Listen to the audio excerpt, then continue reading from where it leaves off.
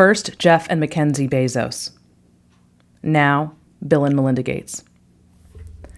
Divorce among middle-aged adults is so popular these days, there's a term for it. Gray divorce, or married couples who break up in the second half of life. Gray divorce doubled between 1990 and 2012 and is largely a boomer phenomenon. And not one, apparently, their children would like to repeat.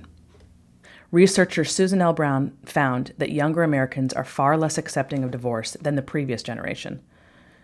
Nearly 2/3 of adults over age 50 agree that divorce is the best solution when couples can't work out their problems, versus fewer than half among younger adults. That's a critical finding. It means young people view marriage differently than the way their parents do. Clearly, millennials and Gen Zers want to get married and stay married, despite many of their parents' inability to do so. So what makes one couple successful with marriage and another give up? The answer is simple. Their mindset.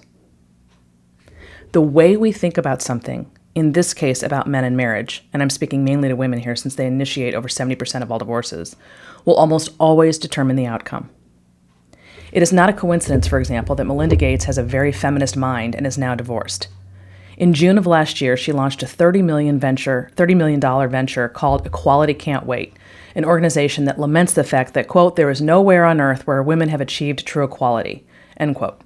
In interviews about a book she wrote on this subject, Melinda expresses the frustration she had over the years when she was the primary caregiver of the couple's 3 kids. One would assume she would have known that when you marry one of the world's richest men, you're going to do the bulk of the child rearing. You can't have everything. But this video isn't about Bill and Melinda Gates. It's about the fact that a feminist mindset is just one example of how one's attitude can be self-defeating. Feminism cripples marriage because it's competitive in nature and it's mired in victimhood. It is an attitude that always finds fault with the man and always feels victimized by that man or by the institution of marriage itself. You have to dump your feminist mind if you want to get married and stay married. It has no place in marriage at all. I realize this will not be easy. Our culture has made it second nature for women to believe that men are prone to holding them down, so there's nothing left but some half-baked version of a former self. Sexual equality is considered the antidote to the oppression women purportedly endure, which in turn causes women to feel they need to prove they don't need a man. To them, this represents power and agency. In reality, all women end up doing is proving to men how angry they are. And who wants to be married to someone who's mad all the time? So many of today's marriages and relationships amount to little more than a power struggle. The glorious differences between the sexes that allow love to flourish have been obliterated, and in its place are anger and strife that manifests itself in a complete lack of polarity.